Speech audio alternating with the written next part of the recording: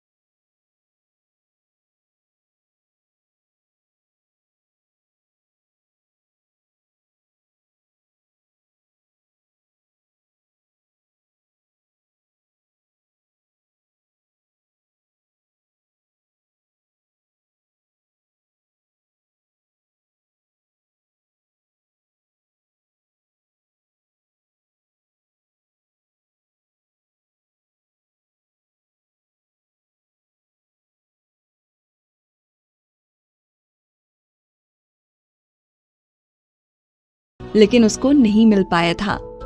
रिया को जलन हो रही थी। वो श्रेया को जाते हुए देख रही थी और उसको उससे नफरत हो रही थी। श्रेया कबीर के पीछे चलती रही। मदद के लिए शुक्रिया, उसने कबीर से कहा। कबीर ने बिना देखे उसको पूछा, लेकिन तुम यहाँ क्या कर रही हो? श्रेया ने जवाब दिया, ओ वो मैं एक रोल के लिए ऑडिशन देना चाहती थी, तो मैं यहाँ निर्देशक से मिलने आई थी ताकि वो मुझे ऑडिशन देने का मौका दे। ओ, कबीर ने उसके हरे गाउन की तरफ देखा। वो उस कपड़ों में बेहद खूबसूरत लग रही थी। ठीक है, जब तुम्हारा काम हो जाए तो मेरे पास ही आ जाना, मैं तुम्हें घर ले जाऊंगा। ठीक है, श्रेया ने सिर हिलाया। लेकिन तुम यहाँ क्या कर रहे हो? मेरा परिवार इस होटल का मालिक है, उसने साफ साफ कहा। अच्छा, इसलिए? श्रेया ने मन में सोचा। वो बड़ी हैरान थी। इतना बड़ा होटल? उसने कबीर को बाय बोला और अपना काम करने चली गई। उसको जाते हुए देखकर कबीर अपने असिस्टेंट की तरफ मुड़ा और उसने पूछा, ये यहाँ ऑडिशन देने के लिए आई है? श्रेया जिस ओर गई थी उस दिशा में देखते हुए असिस्टेंट ने जवाब दिया, जी सर, मैडम एक फिल्म में रोल के लिए ऑडिशन देने आई हैं, जिसमें आपकी फैमिली पैसे लगा रही है ताकि उनके होटलों की प्रमोशन हो। जल्द ही शूटिंग शुरू हो जाएगी। आपके छोटे भाई इसमें मुख्य भूमिका निभा रहे हैं। कबीर ने उसी दिशा में देखा जिधर श्रेया गई थी और अपना मुंह नीचे करते हुए असिस्टेंट को निर्देश दिया, बाहर जाओ और कुछ इंतजाम करो। श्रेया जब अंदर गई तो उसको निर्देशक को ढूंढने के लिए बहुत मेहनत करनी पड़ी। वो बेशर्मी से उसके सामने चली गई और बोली, हेलो सर। निर्देशक ने हैरानी से उसकी तरफ देखा और पूछा, और आप कौन हैं? ओ, मेरा नाम श्रेया है, मैं एक अभिनेत्री हूँ। निर्देशक सब समझ गया और उसने जल्दी से श्रेया को जवाब दिया, देखो, अगर तुम ऑडिशन के बारे में बात करने आई हो तो मेरी असिस्टेंट से बात करो, ये सब मामले वो ही देखता है। ये निर्देशक बहुत फेमस था और उसका काम अव्वल दर्जे का था। इनके इस तरह नजदीक आना इतना आसान नहीं था, लेकिन इस तरीके के काम में कभी कभी मोटी चमड़ी का होकर ही काम निकलता था। मैं जानती हूँ सर, मैं यहाँ रोल मांगने नहीं आई हूँ। मैं तो बस आपसे मिलकर आपको ये बताना चाहती थी कि जब से मैंने ग्रेजुएशन की है तब से मैं आपसे बहुत इंस्पायर हुई हूँ। जितना भी काम आपने बतौर निर्देशक किया है उसे सबने बहुत सराहा है। आपका निर्देशन अतुलनीय है। सब जानते हैं कि अगर आपने कोई प्रोजेक्ट हाथ में ले लिया तो वो सुपर हिट ही होगा। मैं तो बस आपको। ठीक है, निर्देशक ने बिना ज्यादा रुचि लिए जवाब दिया। मुझे मक्खन लगाने से कुछ नहीं होगा। मैंने तुम जैसी कई लड़कियां देखी हैं।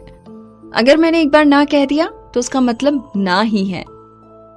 श्रेया जब भी उससे बात करना चाहती थी, इससे पहले वो अपना मुंह खोलती और कुछ कहती, वो पीछे मुड़कर वहां से चला गया। उसने मुड़कर एक नजर भी उसे नहीं देखा। श्रेया उसके पीछे जाने के अलावा कुछ नहीं कर सकती थी, लेकिन वो तेजी से अंदर चला गया। अंदर से एक निर्माता बाहर निकला। श्रेया को देखकर वो मुस्कुराते हुए उसकी तरफ बढ़ा। हेलो, अगर मैं गलत नहीं हूँ तो तुम श्रेया हो, है ना? वो हैरान थी। उसने जल्दी से स्माइल करते हुए कहा, जी हाँ सर, आप मुझे जानते हैं? हाँ, मैंने तुम्हारे शो देखे हैं। हालांकि तुम्हें ज्यादा बड़े रोल नहीं मिले, लेकिन तुम अच्छी अदाकारा हो, तो तुम्हें रोल चाहिए। श्रेया ने बड़ी धीमी आवाज में कहा, मैं तो बस ऑडिशन देने का एक मौका चाहती हूँ। निर्माता ने उसकी बात सुनकर कहा, ठीक है, मैं निर्देशक सर से बात करता हूँ। तुम आज से कुछ दिन बाद ऑडिशन देने के लिए आ सकती हो। श्रेया ने हैरानी से उसको देखा। उसको यकीन नहीं हो रहा था। क्या सच में? हाँ बिल्कुल, तुम बस दिल लगा के मेहनत करो। उसके बाद श्रेया वापस उसी जगह चली गई जहाँ कबीर ने उसे आने को कहा था। वो अंदर बैठा था और उसके हाथ में कुछ कागजात थे जिन्हें वो पढ़ रहा था। उसने आंख उठाकर देखा तो उसको श्रेया के चेहरे पे हल्की सी खुशी के भाव दिखे। जब उसने मुस्कुराया तो उसकी आंखें बड़े आकर्षक ढंग से लगभग बंद हो गई। तुम बड़ी खुश लग रही हो, उसने कहा। श्रेया ने बोलना शुरू किया, बिल्कुल, मुझे एक बहुत बड़े निर्देशक ने ऑडिशन के लिए बुलाया है।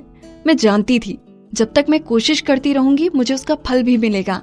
मेरा भी नाम इस इंडस्ट्री में बन रहा है। उस निर्माता को मेरा नाम भी पहले से ही पता था।